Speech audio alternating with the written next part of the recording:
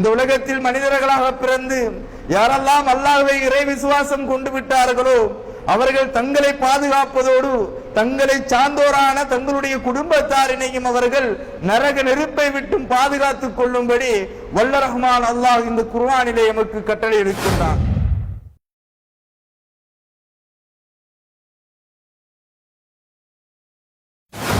ஒரு சில அடையாளங்களே இருக்கும். அவர்கள் பெயரளவில் முஸ்லிம்களாக இருப்பார்கள்.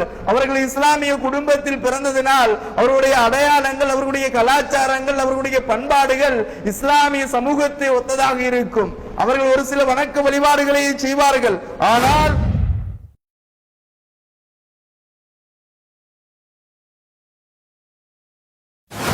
அல்லாஹ் ரப்பல் ஆலமீன் இந்த அநியாயக்காரர்கள், அக்கிரமக்காரர்கள், இந்த விபச்சாரிகள், இந்த வட்டி இருக்கக்கூடியவர்கள் என்று இந்த இறை நிராகரிப்பாளர்கள், இறைவனை மறுக்கக்கூடியவர்கள்